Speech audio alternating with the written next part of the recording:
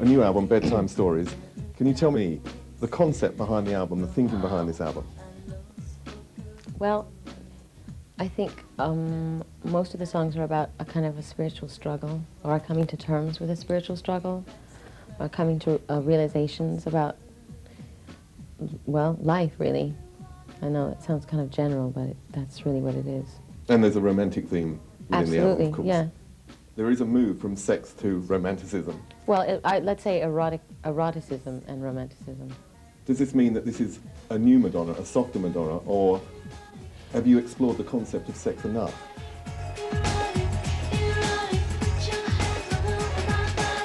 No,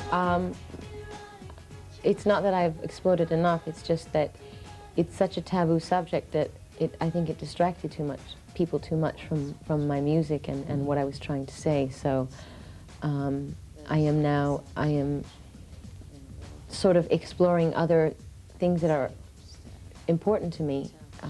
It's not that eroticism and sex isn't important to me, but romance is too, and I'm exploring that. And it's just another part of me. In what way do you think it distracted people, though, just in terms of the press? Because sex is a taboo subject, period. We're just not supposed to talk about it. So. Okay, the first song's called Survival. But are you a natural-born survivor? Is it something that you've actually had to learn? I think that you learn to survive. I think life teaches you how to survive. I don't think anyone's born a survivor. But, you know, it's like if you throw a child into a swimming pool, they sink or swim. You know, you teach yourself based on the circumstances that are thrown in your way. Or you don't, one or the other. But do you think that because you had a long period where you were not in the public eye, you know, when you were younger? When was that? Oh. Can you remember that far back? But actually those experiences at that time. I think that gave me a good, strong base to stand on. But I think more importantly, since I was very young, I've had situations thrown in my face where I had to survive, and I had to teach myself to survive and find resources to be strong. I think that's the real reason that I've been learning how to be a survivor since I was very young. There's a stereotypical vision of icons as being victims of their own success. Have you ever felt that you've been a victim of success? I think that everyone who's famous is a victim a victim of the media's portrayal of them, because the media's portrayal can never give you the whole picture of a person, and everything you say is taken out of context, or as everything you do is an isolated incident. If people could follow you around all day and understand that you're a whole human being with a full life, they would get the whole picture, but they end up getting isolated incidents, and things you do get reinterpreted by people who either like or dislike you, and depending on how they feel about you, that's how they reinterpret what you've done, and then that's what the rest, that's what society or the public or whatever, that's what they digest. So you end up getting a very convoluted picture of what a person is, so you end up becoming a prisoner of that. And that is the downside of being famous. Are you being punished then? You know, I mean, that is. Well, that's part of it. I mean, it is. I do feel. I don't think success is punishing me, but I think that the media just started to sort of jump on this bandwagon of beating up on me, because there were so many people that were upset with what I was doing a couple of years ago, and that just was kind of the very unoriginal direction everyone went in, and said, okay, let's just everything that she does, let's beat her up. I mean, that's what it felt like, you know. And I found that I was being, that no matter what I did after I published my book, that everything was a response to my book, not what I was doing. So it did feel kind of like a punishment, but I do hate using that word, because everyone at this point has said it to me a million times, and I'm not sitting in my room going, I'm being punished, it's not fair, you know. But has there ever been a time where you have been tempted or have manipulated the press yourself? Or I have been tempted?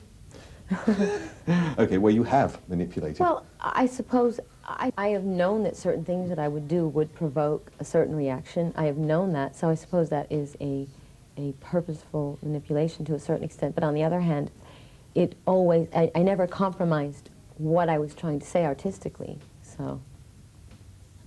Is real success about taking risks and the route to happiness or fulfillment? Absolutely, in every way. In every area of your life? In every way, yeah. Yeah. There aren't many people in this world that take risks, though, really. 'Tis a pity. Do you think if you'd been a man, you would have had an easier ride? Actually, there are people that take risks, but they're not famous. You see, most people that are famous want to, and are popular, quote unquote, want to maintain their popularity. So in order to maintain your popularity, you can't take risks, because if you take risks, you might offend people. If you offend people, you can't maintain your popularity. So I know lots of people that take risks. They just don't happen to be in the public eye or in the limelight or whatever you want to call it. Do you think it would have been easier if you had been a man? I mean, in terms of how the media have gone for you because of the sex book. If it had been a man, it would have been a different thing. I think so, yeah. Is that just because society is sexist, is homophobic, is racist? Yes, yes. It's a man's world. You live in a patriarchal society. That's just the way it is. And men make all the rules. What did you want to get across then? With what? With the book, Which what did you circumstance? want to get across? Because it's obviously been clouded, hasn't it? It's been... Just basically that it's all right to have sexual fantasies, that it's all right to play with them, to talk about them, that it's all right, that there's nothing wrong with you if you're attracted to darker things, that you know, and also to have a sense of humor about it, because most of the writing in the book is very tongue-in-cheek and meant to be taken that way.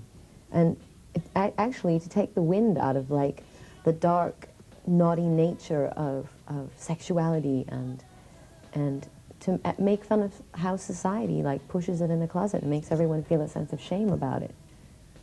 So, and the fact that everyone reacted that way with a sense of shame was precisely the point that I was trying to make, you know, about society and how we need to change. Sanctuary is another song. Do you think sanctuary can be found in another person, or sanctuary is about finding it within yourself? I think the starting point, I think that happiness has to come first within yourself. I think you can find happiness with someone, but ultimately you can't rely on someone to give you happiness. You have to give it to yourself. That song is like, I want to be married, I want to be carried. But I mean it in the metaphorical sense. It's here in your heart, I want to be carried. It's here in your soul, I want to be married.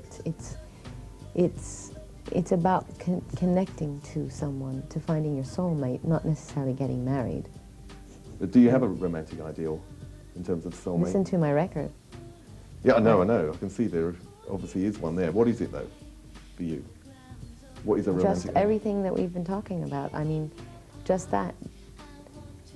I mean, being passionate about what you do, standing for what you believe in, and having friends that feel the same way, taking risks, and being in love with someone who feels that way. I mean, that's, I suppose, a romantic point of view. I think artists generally want to fall in love with other artists or other creative people. Why? Because the soul of an artist is... Because if you're a true artist, then you take chances and you take risks, and no one else can really understand why you do it except another artist.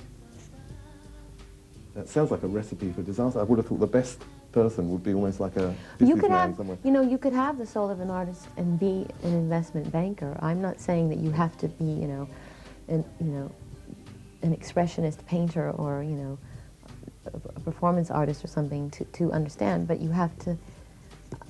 I can't describe, and I can't describe to you what the soul of an artist is. It's just something that you know and feel it instinctually. You say, well, that person understands me. Have you ever wanted to be gay? No, I want to be who I am, and I have feelings, I've had feelings towards other women that were sexual. I've been sexually attracted to other women, and I suppose you would say that that's feeling gay. I don't know. And that feels fine. But I think ultimately I'm very attracted to men, so... And I don't sit here and go, oh, I wish that I was a lesbian, or I wish I was a gay man. I wish to be who I am. I think you have to define your own parameters if you do not live a conventional lifestyle, period, whether you're straight or gay or what. And I never think about labels, you know, like, I never think, oh, I'm attracted to this, so that makes me this. That's a waste of time. That's what society needs to do all the time to feel safe. Okay, how important is commercial success to you in all your ventures? Well, I have to pay the rent, so it's important. And I've got lots of rents to pay, so. I mean, me personally as an artist, it's always most important for me not to compromise myself artistically, but I would be a liar if I said that I didn't care whether my record sold or my movies did well or my record company did well. That is important to me too. Something's coming over me. No, I have no regrets. Just in case you were going to ask me that.